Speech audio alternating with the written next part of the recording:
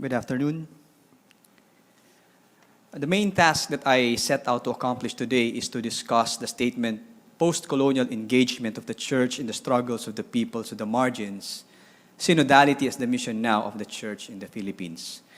I hope to accomplish this by presenting modest answers on the following questions. First, what is post-colonial? Second, how is mission in Asia synodal? And how is the synodal approach the mission now of the Church in the Philippines? First, what is post-colonial theology? Defining the phrase post-colonial is complex, let alone appending the term theology to it. Nonetheless, a working sketch, if not a definition of post-colonial theology, is here offered as a starting point for discussions. Skimming-related literatures, three main points are gathered that expose the basic characteristics or nuances of the concept of post-colonialism. First, the concept itself is contentious because of the varied ways it is used in literature as its point of origin and in theology, which appropriated it to name a specific way of doing theology. Second, the term post as a qualifier of colonialism does not mean the end of the latter or a word to call a specific bygone period in history. Herein, it is pointed out that colonialism is alive and well, manifesting itself in different forms. For example, in neo-colonialism, where economic, political, and cultural pressures are used to sublimate and perpetuate the dependence of vulnerable countries like those that were former colonies.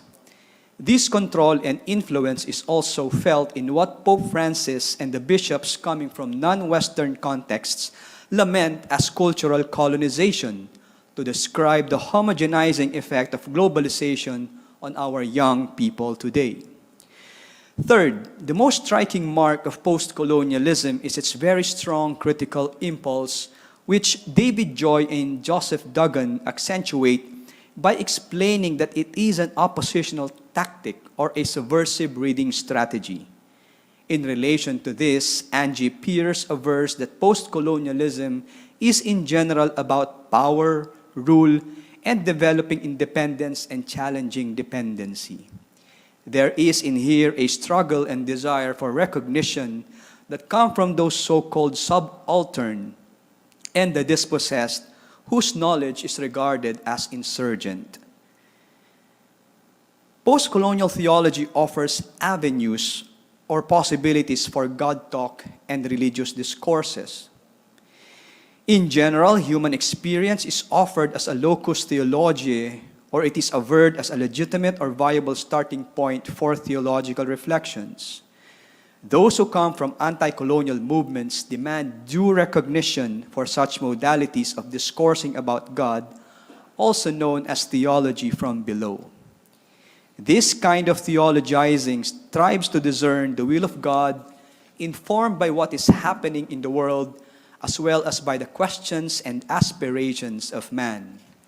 It is in this regard that we come to know that the Church regards as most urgent the two aspirations of man in the contemporary times, namely equality and participation. The Church believes that in knowing the aspirations of man, we can also know the will of God. And as the esteemed Filipino Jesuit theologian Catalino Arevalo opines, this is where all the Christian action must take place. Because the farther we are from human predicaments, the less configured we are to the will of God. Thus, the Church warns against apathy towards the poor.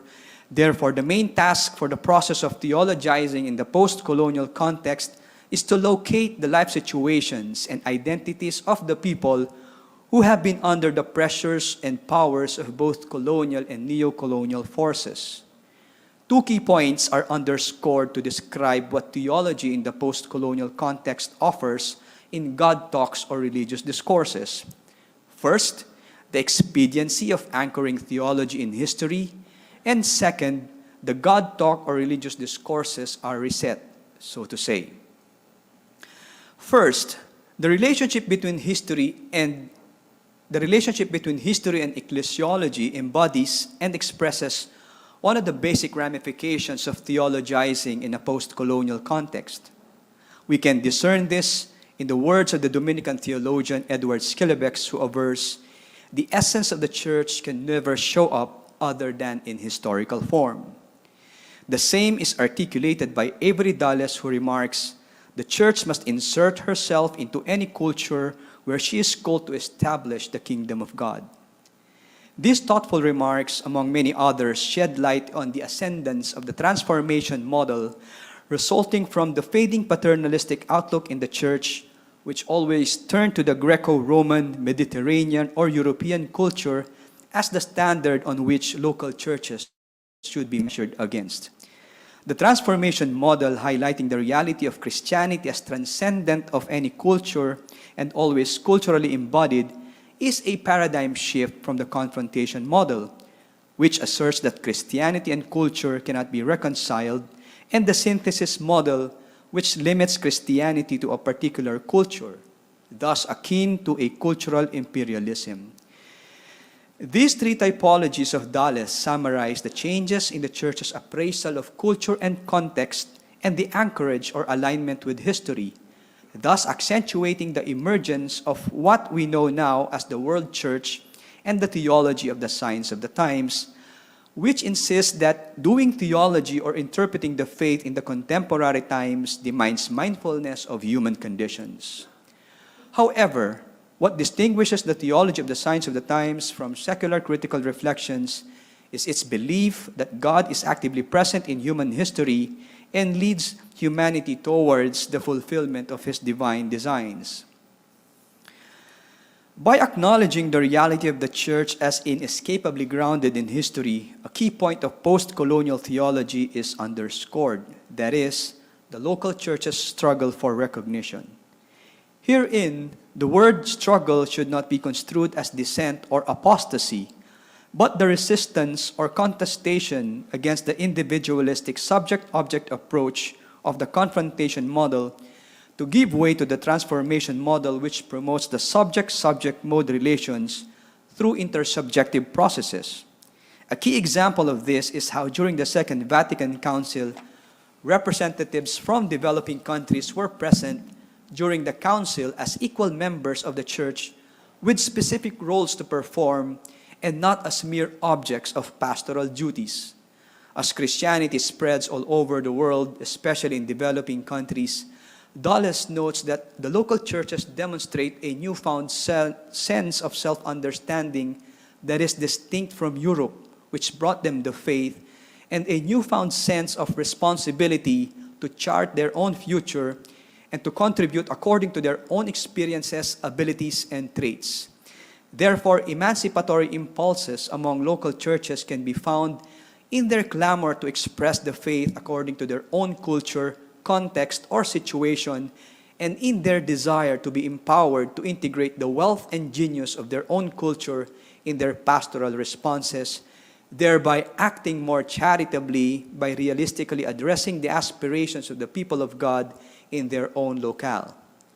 By being grounded in history, the church becomes more synodal, as revealed in the emphasis on interaction and intersubjectivity, which looks up to the local churches as subjects rather than mere objects, and makes the particular gifts or traits of local churches significant for shared praxis, thereby inspiring changes in the status quo.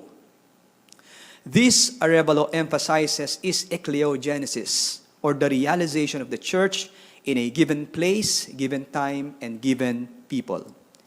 Here, we find representation as one of the key concerns of post-colonialism. Herein, representation means to pay attention to the way in which various groups or people are represented through discourse. Specifically, post-colonial theory focuses on the power differentials at work in representation and on challenging those representation if it is deemed necessary.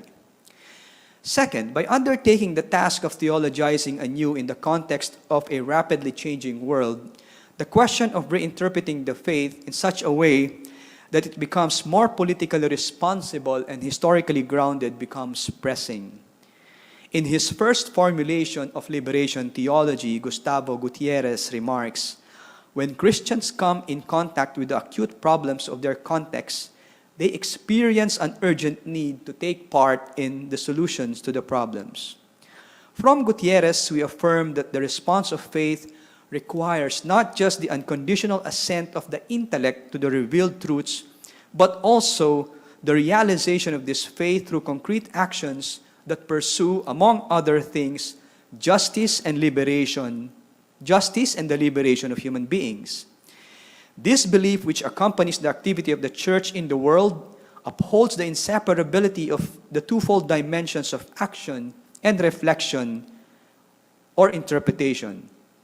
To this end, applications of theologizing in the post-colonial context requires the reinterpretation, or to be more specific, the decolonizing or finding alternate spaces for the reading of three essential aspects of Christianity, namely the Bible, the Church, and Jesus Christ. First, the Bible. The decolonization of the Bible for a post-colonial context can be understood in two moments. First, the Bible was viewed as a tool in the hand of the oppressors. The Bible was tainted with colonialism because the colonial masters brought it with them as they were looking to expand their territories by dispossessing the natives of their lands. Second, in the latter part of history, the Bible provided a source of empowerment for the marginalized people. This is exemplified in the formulation of liberation theology, where the interpretation of the Bible through the lens of Marxian ideologies provided insights and inspiration for resisting the military context. Thus, against the dominant interpretation of the Bible, its post-colonial reading is devoted to locating alternate spaces for a liberative interpretation of biblical texts in such a way as to provide voice for those who are silenced in history. In this context, the Bible becomes an act of continuity. First, as a report of the way the Word of God actually went, and second, where it makes the community of God's people present in the world. Second, the Church. The post-colonial context gives emphasis to the struggle of local churches for recognition. Consequently, it is critical of forms of hegemonies or colonial expansions. Thus, an ecclesiology in the post-colonial perspective demonstrates sensitivity to the diversity of cultures and religions, as well as an active and vibrant engagement in the struggles of those who are marginalized in the society. In this context, liturgies are developed and doctrines on ecclesiology are reimagined in such a way that they address and encounter the issue of pluralism and multiple voices of cultures and ethnic groups. Lastly, Jesus Christ. To decolonize Jesus Christ, fresh investigation on historical Jesus must be initiated with the help of insights from post-colonial readings of the New Testament. The leitmotif of the post-colonial readings of the historical Jesus underscore his resistance against the Roman Empire and solidarity with the ordinary people in their aspirations and anti-imperial sentiments. I move on now to the second part of my lecture. The dialogue as expressions of synodality in the Church in Asia. Synodality animates the mission of the Church in the Asian context. This is seen in the application and mission of the threefold phases of the pastoral circle, namely, see, judge, act. Mission is preceded by a careful description of the situation in which the gospel must be proclaimed and the mission realized. In this initial phase, listening takes place. What follows is a serious attempt to analyze the situation so described, first from a sociological perspective, and second from the perspective of faith. This is where dialogue happens. Listening and dialogue as outstanding features of the synodal approach mark the ministry of the young churches, as can be gleaned from the insights of Arevalo, who sketched an outline of mission in the Church in Asia from his summaries and observations of the proceedings and statements of key ecclesial conferences in Asia from 1970 to 1978. I shall follow FABC's Triple Dialogue of Life to highlight key insights in each of the bishops' conferences, drawn mainly from the Festschrift in honor of Arevalo. First, dialogue with the poor in their search for development, justice, brotherhood, and peace. The Asian Bishops' Meeting, or ABM, during the 1970s discussed the significance of Populorum Progressio to the churches in Asia. The foci of the ABM's final statement reveals the context on which the gospel must be proclaimed as follows: the poverty and suffering of the Asian masses, the youthfulness of Asian peoples, the diversity of Asian cultures, the post-colonial reawakening and the emergence of a new consciousness and new self-understanding, of which an aspect is an assertive nationalism. Next, the Asian people's recognition and desire for a life more truly worthy of their humanity, and then the refusal of the youth to accept the status quo on their clamor for reform, and bold transformations in the economic conditions and political structures in their countries, and then lastly, the coming to birth in Asia of a true community of peoples. Out of this complex Asian context, the Asian bishops resolved to unite the church more truly to the poor by becoming a church of the poor. To be such means to work for the total development of the Asian people by standing on the side of the poor, contesting all forms of injustices, working for structural changes, and calling for an end to armed conflicts. The Asian bishops also tackled Asia's relationship to the world by calling on rich countries to help developing Asian countries, not through dole-outs, but by fostering just and equitable trade in the global market. Second, dialogue with the cultures of the peoples. The FABC-1 in 1974 focused on the need to build up the local churches in Asia through inculturation, which they described as a dialogue of life.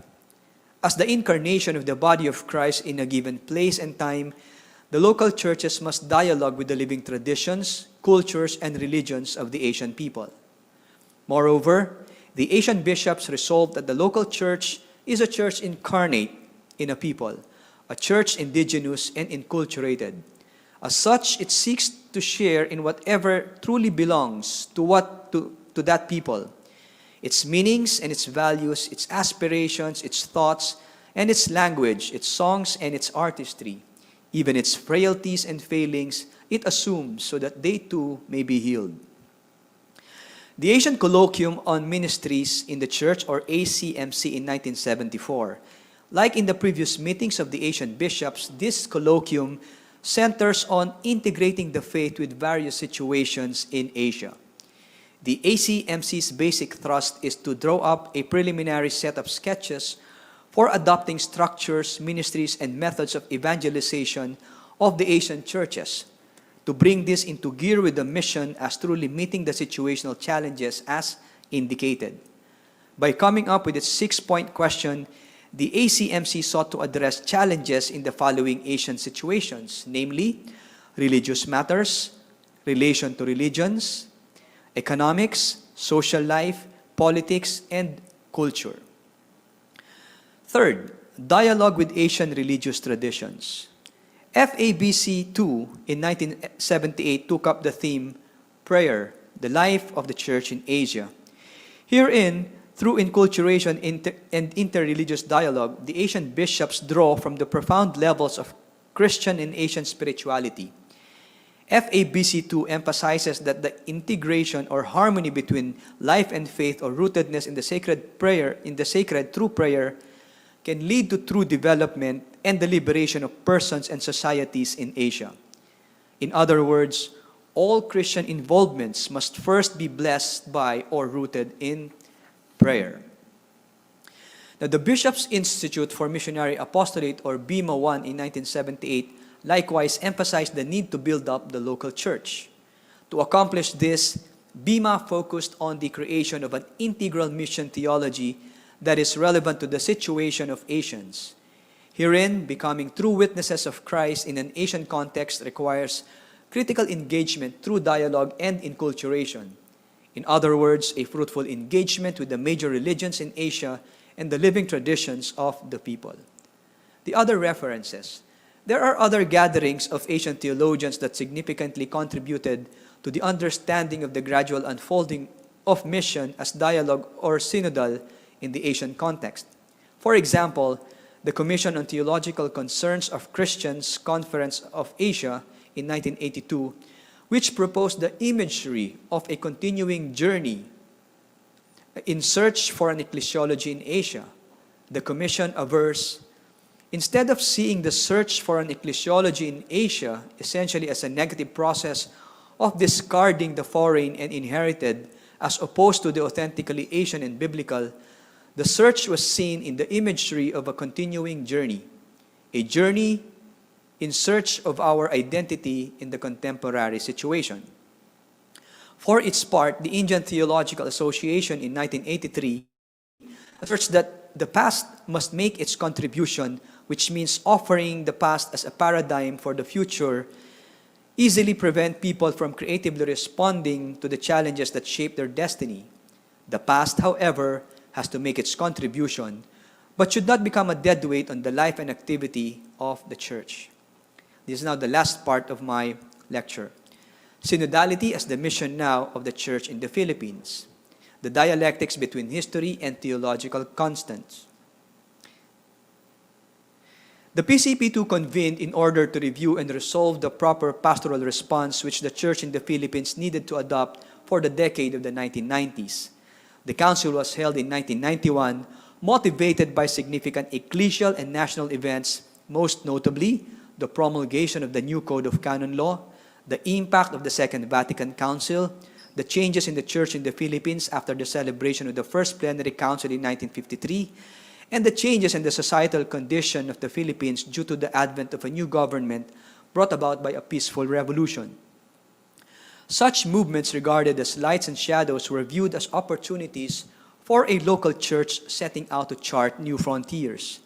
Thus, the path towards renewal and revitalization hopes to usher a new kind of evangelization, one that heeds the stories and realities of the ordinary people. However, even if the leitmotif is to respond to the expediencies of the times, the Church in the Philippines is ever mindful of essential non-negotiables, that is, theological constants. We can find this in one of the four directional areas of PCP2, to wit, Christ as focus. The insistence on Christ defines the identity of the Church as ultimately grounded and configured to Jesus Christ, lest it reduce itself to a benevolent non-government organization. Given that all the activities of the Church are activated by and identified with Christ, it behooves the Council to locate those possible loci of encounter between Christ and the Filipino people, specifically culture and society. Challenging the wrong state of things, we can point out two ways by which PCP2 challenged and opposed and proposed to change the status quo, or to be more specific, challenge the wrong state of things. First, by challenging the confrontational model and proposing the shift to transformation model. We recall Dulles' confrontation model, which, as he describes, tends to underestimate culture and knows only one way of interacting with culture: imposition. We find this meaningful challenge and hope for change implemented in PCP2's emphasis on evangelization as spirit. This directional area calls for new methods and new expressions of the gospel message in view of new circumstances and the struggle for a just society. The same principle is implied in the pastoral orientation of the Church in the Philippines, which strongly emphasizes the social ministry geared toward social transformation and the preferential option for the poor. In both directional areas, the Church sees in culture or context a locale for the proclamation of the gospel message, thus effectively assimilating the transformation model, which, as we have previously noted, checks or balances the excesses of the confrontation model. Therefore, evangelization and pastoral response cannot but be grounded on and be docile to the culture and context of the Filipino people. Second, we cannot fail to see that PCP2 not only challenged the wrong state of things in the Philippine society, but also proposes to change it. This is specifically expressed in the preferential option for the poor, which is patterned after Christ's ministry to those who are marginalized in the society. According to Law de Vostine, the council retells the story and evokes the prophetic figure of Christ, the memory of the other Jesus who proclaimed the kingdom, who gave testimony of love, of preference for the poor, who prayed to his Abba, who clashed with the religious powers of Israel, and was crucified as a criminal.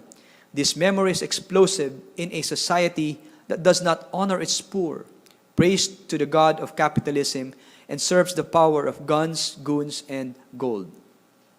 In other words, there is no symbol or imagery more powerful than Christ, who by words and actions exemplified that love is first of all seeking the lost, the last, and the least in the society. PCP2 also challenged the Philippine society, which reeks of corruption, by promoting the concept of discipleship, which responds to the question, how does one react after an encounter with Christ?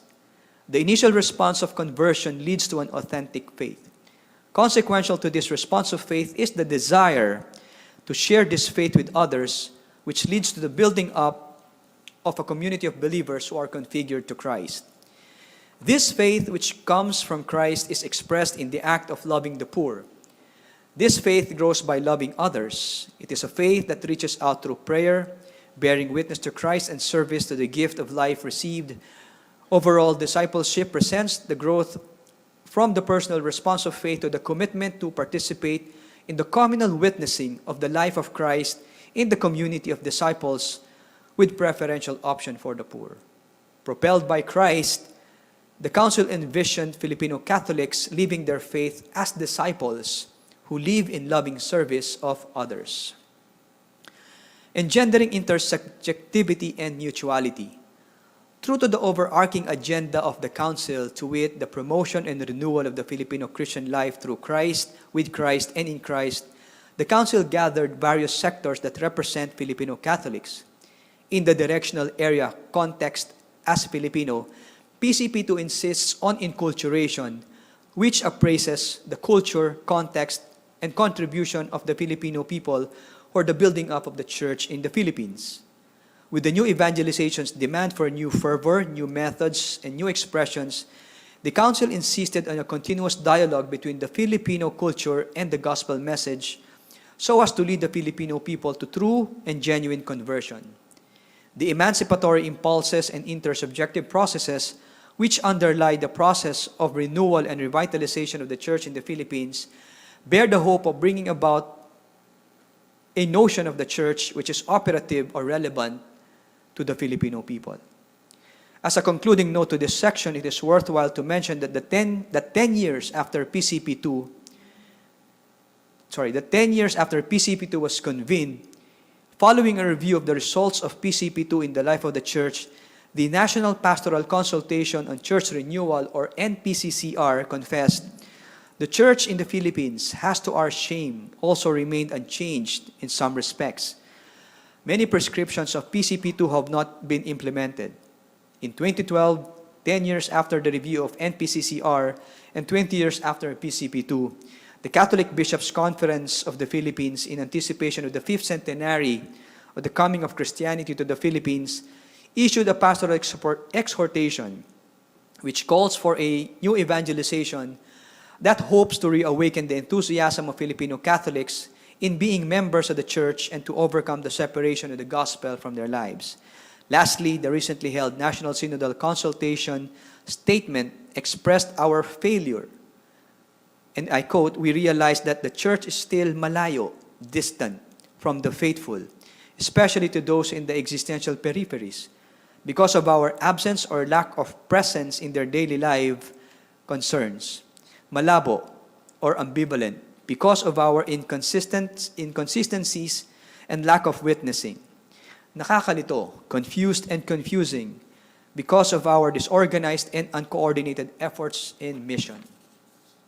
And lastly, I find this an opportune time to share the concrete commitments of the National Synodal Consultation to express the Church in the Philippines' path towards synodality. And I quote, "Like the disciples and Thomas transformed by the risen Christ in their midst, we commit to the signs of Jesus' presence by living synodality. A synodal church has the features of prayer, mutual listening, communal discernment, and dreaming together that leads to a consensus building and collegial decision making. We call on the urgency of realizing the PCP2's vision of the Church of the Poor by renewing and intensifying BECs, or basic ecclesial communities, as the local expression of the Church in all parishes to empower grassroots communities towards sustainable development and social transformation. Next, we commit to become an inclusive, politically engaged and participatory people of God, where the laity, religious, clergy, and the bishops work as one faithful community in the life and mission of the Church in the world. We call on the renewal of the clergy to transcend clericalism and sense of entitlement. We commit to new catechesis in all levels that transforms the faithful to become co-responsible members of the Church. We call upon the laity to speak boldly and to give voice to their visions and their hopes, their frustrations and their sorrows as full and active members of the Church. We join our hands with other Christians and those from other faiths in our common concern and care for our common home, in attending to the needs of those who suffer, in alleviating the misery of those who have been left by the wayside in the steady march to progress. And finally, we call on us all to make synodality our way of life by cultivating a culture of encounter and to create spaces for conversations and dialogue towards our interior movement of conversion from kamanlalakbay, or fellow pilgrims, to mamalakaya, fishers of people. Conclusion. At the onset, we have embarked to find out how synodality is the mission now of the Church in the Philippines.